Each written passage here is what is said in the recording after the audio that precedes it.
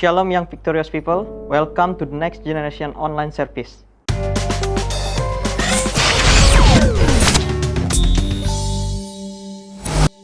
Ketemu lagi dengan saya Bro Eko. Ya, hari ini kita akan membahas satu tema saya akan bawakan, yaitu pemuda mesti belajar dari perwira. Pasti cerita ini sudah nggak asing lagi. Saya ambil ayat Alkitabnya dari Matius 8 ayat 5 sampai 13. Firman Tuhan berbunyi demikian. Ketika Yesus masuk ke Kapernaum, datanglah seorang perwira mendapatkan dia dan memohon kepadanya, "Tuan, hambaku terbaring di rumah karena sakit lumpuh dan ia sangat menderita." Yesus berkata kepadanya, "Aku akan datang menyembuhkannya." Tetapi jawab perwira itu kepadanya, "Tuan, aku tidak layak menerima Tuhan di dalam rumahku.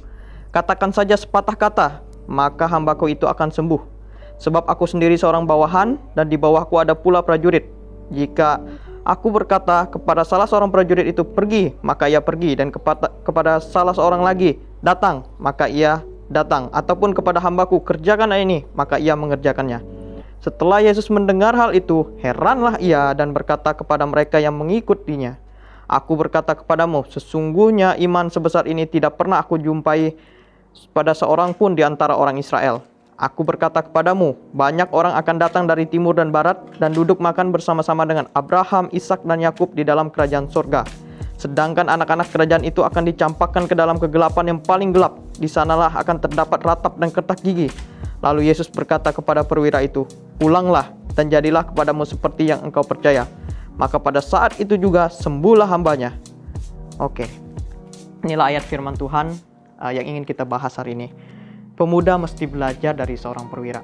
Poin pertama yang mau kita pelajari dari ayat ini, yaitu perwira ini memberikan penghormatan tinggi sekaligus sikap rendah hati di hadapan Tuhan. Kalau kita lihat latar belakang dari perwira ini, dia adalah perwira bukan bangsa Yahudi tentunya, yaitu perwira bangsa Romawi. Kalau kita lihat ayat di atas, misalkan ayat 9, dia juga bukan panglima tertinggi, mungkin dia setingkat di bawahnya. Yang pasti dia punya kedudukan untuk kawasan di Kapernaum. Nah, apa yang mau kita pelajari? Coba lihat sikap rendah hati. Pertama kali dia datang ke hadapan Tuhan, dia berkata, "Tuan." Kita bandingkan dengan sikap Naaman, yaitu di 2 Raja-Raja pasal yang kelima. Saya akan bacakan untuk kita. Di 2 Raja-Raja pasal yang kelima. Ayat yang kelima, firman Tuhan bunyi, "Lalu pergilah Naaman dan membawa sebagai persembahan 10 talenta perak dan 6.000 shikel emas dan 10 potong pakaian." Saya lanjutkan ke ayat yang ke-11. "Tetapi pergilah Naaman dengan gusar sambil berkata, 'Aku sangka bahwa setidak-tidaknya ia datang keluar dan berdiri memanggil nama Tuhan Allahnya, lalu menggerak-gerakkan tangannya di atas tempat penyakit itu, dan dengan demikian menyembuhkan penyakit kustaku.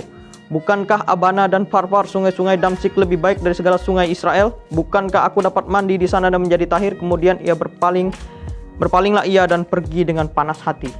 Lihat perbedaan sikap sama-sama perwira. Naaman datang dengan sebagai seorang terhormat, seorang terpandang, membawa banyak emas perak. Sedangkan si perwira ini dengan kerendahan hati datang kepada Yesus. Kalau kita lihat ayat yang ke-7, Yesus berkata apa? "Aku akan datang menyembuhkannya." Sungguh dengan suatu gairah, semangat, dan perkataan yang pasti. Kita bisa bandingkan dengan Kejadian. Ini sama-sama di Kapernaum juga saya ambil, Yohanes pasal yang ke-4. Kalau kita lihat di situ, Yohanes 4 ayat 47 sampai 40 yang ke-49. Ketika ia mendengar bahwa Yesus telah datang ke Yudea di Galilea, pergilah ia kepadanya lalu meminta supaya ia datang menyembuhkan anaknya, sebab anaknya itu hampir mati. Kata Yesus kepadanya, "Jika kamu tidak melihat tanda dan mujizat, kamu tidak percaya." Pegawai istana itu lalu berkata kepadanya, "Tuhan, datanglah sebelum anakku mati." Tampaknya iman dari pegawai istana ini nggak sebesar dari iman perwira ini. Kita tentu tahu bahwa Yesus dalam beberapa kejadian, misalkan dalam menyembuhkan orang lumpuh, Yesus itu sudah mengetahui isi hatinya.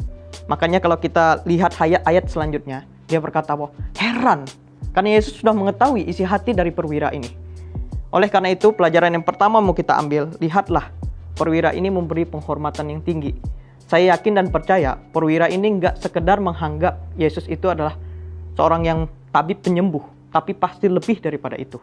Karena Yesus mengetahui hatinya, makanya sampai bikin Yesus terheran. Bukan karena hebat gagahnya, Yesus terheran. Bukan karena keahlian si perwira, melainkan kebaikan hatinya. Poin yang pertama untuk anak muda hari ini, Belajarlah memberi penghormatan yang tinggi, belajarlah memiliki sikap rendah hati di hadapan Tuhan. Karena dengan memiliki sikap rendah hati dan penghormatan yang tinggi di hadapan Tuhan, maka itu akan menyenangkan hati Tuhan. Dan apa yang terjadi akibat kita menyenangkan hati Tuhan? Mazmur 37 ayat 4 berkata bahwa ketika kita menyenangkan hati Tuhan, maka Ia akan memberikan kepada kita apa yang diinginkan oleh hati kita. Seorang namanya Bill Gothard berkata bahwa saya tidak merendahkan diri. Bila saya tidak merendahkan diri, maka akan ada orang yang dengan senang hati merendahkan saya. Daripada direndahkan, lebih baik saya merendahkan diri di hadapan Tuhan. Nah, hari ini buat teman-teman muda, kita seringkali diidentikan bahwa anak muda itu sukar untuk rendah hati. Kalau kita mau rendah hati, belajar dari teladan perwira ini, lihat respon Tuhan Yesus. Ketika dia mengetahui ada seorang yang rendah hati, dia segera tanpa menunggu lama-lama, tanpa berlambat-lambat, dan bahkan dia bilang bahwa aku akan menyembuhkannya. Kalau kita mungkin panggil hamba Tuhan hari ini, mungkin hamba Tuhan hanya berani berkata, oke, aku lihat, aku datang, aku doakan. Tapi lihat perkataan Yesus, karena dia mengetahui isi hati si perwira ini. Itu poin yang pertama yang ingin kita pelajari. Kemudian poin yang kedua yang kita ingin pelajari adalah dia adalah orang yang punya kepedulian tertinggi terhadap orang lain. Coba, selain daripada dia memperhatikan hambanya, di poin yang kedua ini saya lebih banyak membahas tentang bagaimana prinsip budak pada saat itu atau hamba pada saat itu. Nah, kita bisa lihat cerita yang sama di Lukas 7 ayat 5. Sebab Ia mengasihi bangsa kita dan Dialah yang menanggung pembangunan rumah ibadat kami. Artinya apa? Si perwira ini orang yang sangat memiliki pedulian tinggi. Dan terlebih-lebih Matius 8 ayat 5-6, ketika Yesus masuk ke Kapernaum, datanglah seorang perwira mendapatkan dia dan memohon kepadanya, Tuan, hambaku terbaring di rumah karena sakit lumpuh dan ia sangat menderita. Kita lihat konteks pada saat itu bagaimana si budak kok sampai begitunya si perwira ini memperhatikan. Saya kutip kata-kata Barclay. Barclay bilang kayak gini, William Barclay mengatakan bahwa budak bukanlah seorang pribadi, ia hanya sebuah alat yang hidup. Perhatikan, alat yang hidup. Seorang majikan berkuasa mutlak atas budak-budaknya. Ia dapat memotong telinganya, menghukum mereka untuk bekerja berat, misalnya memperkerjakan di ladang, dengan dirantai atau kerja paksa di pabrik, atau ia dapat menghukum mereka, memukulnya dengan tongkat, cambuk, atau gada. Ia memberi tanda pada dahi mereka sebagai pencuri atau pelarian, dan pada akhirnya jika terbukti tidak dapat dibela lagi, ia akan menyalibkan mereka. Sungguh luar biasa, budak tidak punya harga. Dia adalah tadi dikatakan bahwa alat yang hidup. Nah, seorang bernama Pedius Polio pernah langsung melemparkan budaknya ke kolam untuk dimakan oleh ikan-ikan buas, hanya gara-gara memecahkan kristal di halaman. Kemudian pada saat zaman itu, perempuan-perempuan juga bisa saja memukul budak tanpa sebab. Atau ada juga seorang wanita, dia pengen mendengar jeritan kesakitan yang membuat dia terhibur dari si budak. Dia lakukan penyiksaan. Itulah betapa budak itu tidak ada harga. Saya tambahkan lagi, seorang ahli pertanian Romawi bernama Farah menguraikan ada 3 macam alat pertanian, yaitu yang bisa berucap, yang tidak bisa berucap, dan yang bisu. Nah, alat-alat yang bisa berucap termasuk budak-budak. Alat-alat yang tidak bisa berucap terdiri dari hewan, lembu, dan lainnya. Alat-alat yang bisu terdiri dari alat-alat bendawi. Jadi budak ini disamakan dengan cangkul hewan, hanya perbedaannya adalah alat pertanian yang bisa berbicara, bisa bernapas. Itu perbedaan budak. Luar biasa rendahnya budak. Kita bandingkan di 1 Samuel 30 ayat 13. Ketika Daud mengejar orang Amalek. Kemudian bertanyalah Daud kepadanya, budak siapakah engkau dan dari manakah engkau? Jawabnya, aku ini seorang pemuda Mesir, budak kepunyaan seorang Amalek. Tuanku meninggalkan aku karena 3 hari yang lalu aku jatuh sakit. Nah, kita bisa melihat memang budak dari zaman dahulu itu tidak berharga. Termasuk pada zaman penjajahan Romawi terhadap orang Yahudi pada saat Yesus ada di dunia ini. Artinya yang kedua, seorang perwira ini memiliki kepedulian yang tinggi. Ini selaras dengan kenapa hati Yesus bisa tergerak tadi. Ingin segera menyembuhkannya. Hal yang sama pun Yesus lakukan ketika hidup di dunia. Coba kita perhatikan bahwa Yesus bercakap-cakap dengan perempuan Samaria, menyembuhkan orang kusta, bergaul dengan pemungut cukai, tapi tentu bergaul konteksnya adalah supaya mereka bertobat. Dari hal ini kita bisa belajar bahwa orang-orang yang seringkali dipandang rendah, dianggap mungkin sampah masyarakat pada saat itu, Yesus ajak bergabung, Yesus rangkul. Hal itulah juga yang terjadi pada seorang perwira ini. Padahal dia bukan orang Yahudi, orang Romawi, tapi dia memiliki kepedulian yang tinggi. Hari ini anak-anak muda, marilah di tengah misalkan ada bencana, apalagi ada kondisi bencana non alam sekarang seperti pandemi, bencana alam seperti sekarang, kita anak-anak muda, kita masih punya kekuatan, marilah kita lakukan sesuatu untuk peduli terhadap orang-orang sekitar. Jangan dikata bahwa anak muda itu nggak punya peranan apa-apa, nggak harus jadi teladan. Ingat, dalam kitab Timotius dikatakan apa? Janganlah seorang pun menganggap engkau rendah karena engkau muda. Jadilah teladan bagi orang percaya dalam perkataan, dalam tingkah laku, dalam sikap, dalam kasih, dalam kesetiaan, dan dalam kesucian. Oleh karena itu, sebagai anak muda, marilah kita, saya yakin dan percaya, di tengah bencana pandemi ini, yang Tuhan cari pertama kali adalah mana anak-anak Tuhan. Bukan yang lain, pasti dia cari di mana anak-anakku berada untuk membantu memberikan solusi. Setidaknya kalau hari ini kita nggak bisa memberikan solusi atau belum bisa memberikan solusi, janganlah jadi polusi buat orang lain, terutama di negeri ini. Nah, Galatia 6 ayat 2, bertolong-tolonglah menanggung bebanmu, demikianlah kamu memenuhi hukum Kristus. Yakobus 2 ayat 15 sampai 16, jika seorang saudara atau saudari tidak mempunyai pakaian, kekurangan makanan sehari-hari, dan seorang di antara kamu berkata, selamat jalan, kenakanlah kain panas dan makanlah sampai kenyang, tetapi ia tidak memberikan apa-apa kepadanya apa yang perlu bagi tubuhnya, apakah gunanya?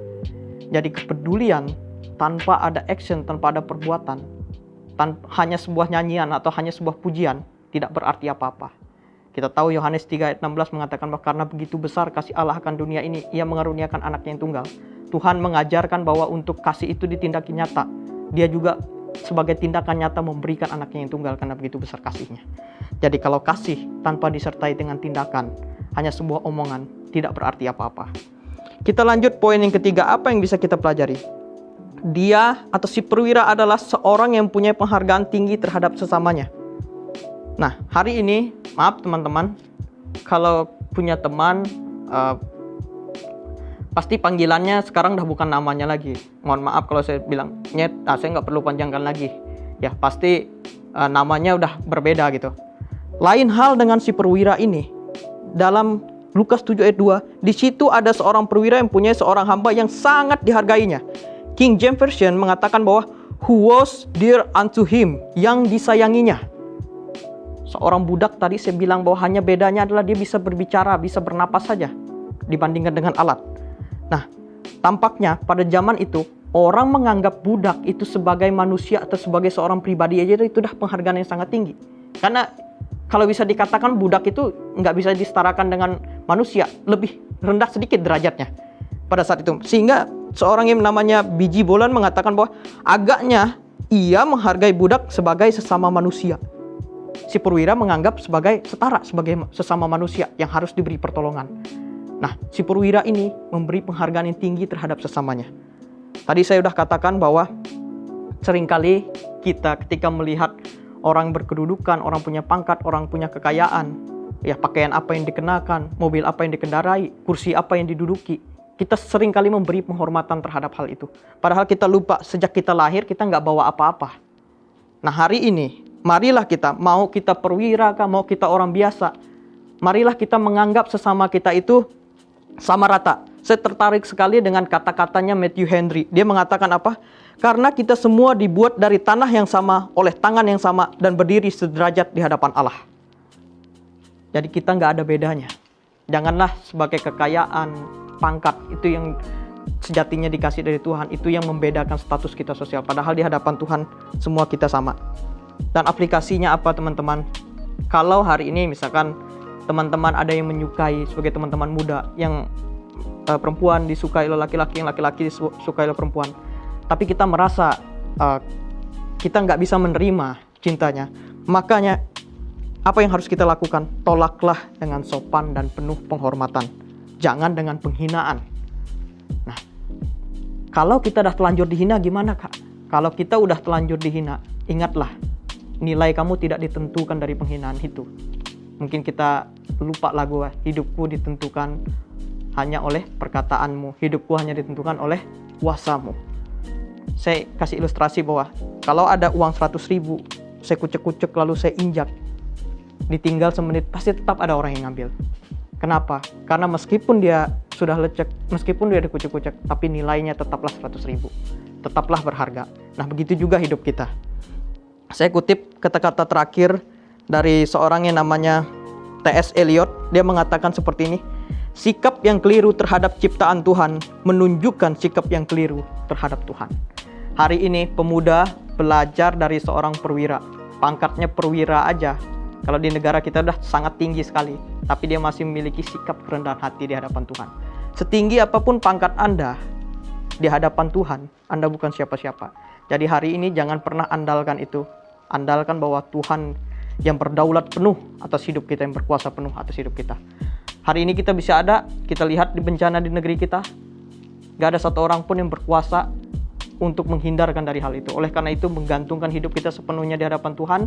Ketika kita sudah percaya dan memiliki juru selamat, yaitu Tuhan Yesus, kita dipanggil kapanpun tidak perlu khawatir, karena kita sudah tahu kemana kita akan berada. Amin, teman-teman muda. Sedari muda bergaullah sama Tuhan, maka sampai masa usia tuanya pun Tuhan akan tetap bergaul kita, tetap menggendong kita. Amin. Tuhan Yesus memberkati. Saya ajak kita bersatu dalam doa. Mari kita bersatu dalam doa. Bapa yang baik, Bapa di surga, terima kasih Bapa untuk hari ini, bahwa kami boleh mendengarkan kebenaran firman-Mu Bapa. Engkau titipkan kami suatu pelajaran dalam firman-Mu, yaitu pelajaran dari seorang perwira di Kapernaum. Banyak kejadian di Kapernaum Bapa, tapi salah satu yang menggugah iman percayaan kami Bapa, begitu kami membaca kebenaran firman-Mu ini Bapa, bahwa Engkau terheran ada orang yang memiliki iman sebesar ini, padahal bukanlah berasal dari bangsa Yahudi Bapa. Oleh karena itu, sebagai anak muda kami ingin belajar hari ini Bapa, beberapa poin yang sudah kami pelajari Bapa, biarlah kiranya hal ini dapat tertanam di hati kami dan kami pun melakukannya dalam kehidupan kami sehari-hari. Bapa di surga, hamba berdoa buat Gembala sidang kami, Pastor Abraham Kondrat Supit Bapa, biarlah diberikan kekuatan setan selalu Bapa. Segala hal yang dikerjakan, visi misi Bapa yang dikerjakan, berapa rencana kerja yang ingin dikerjakan bersama dengan jajarannya Bapa, biarlah kiranya semuanya diberikan hikmat untuk tetap mengerti kebenaran apa, jalan apa yang harus dipilih untuk memikirkan perkembangan gereja Bapa, sehingga kami pada akhirnya dapat memenuhi amanat agung Engkau Bapa. Banyak anak-anak-Mu, banyak orang yang bertobat, mengenal Engkau dan diselamatkan ya Tuhan Yesus. Kami serahkan sepenuhnya Bapa, hari-hari kami ke dalam tangan-Mu. Biarlah di tengah dunia yang saat ini sedang tidak menentu, kacau balau, biarlah anak-anak Tuhan tetap berpegang teguh pada imannya Bapa, dan tidak goyah sampai Engkau datang kali kedua. Hamba-Mu berserah penuh semuanya Bapa. Terpujilah nama-Mu, dalam nama Tuhan Yesus kita mengucap syukur, haleluya. Amin.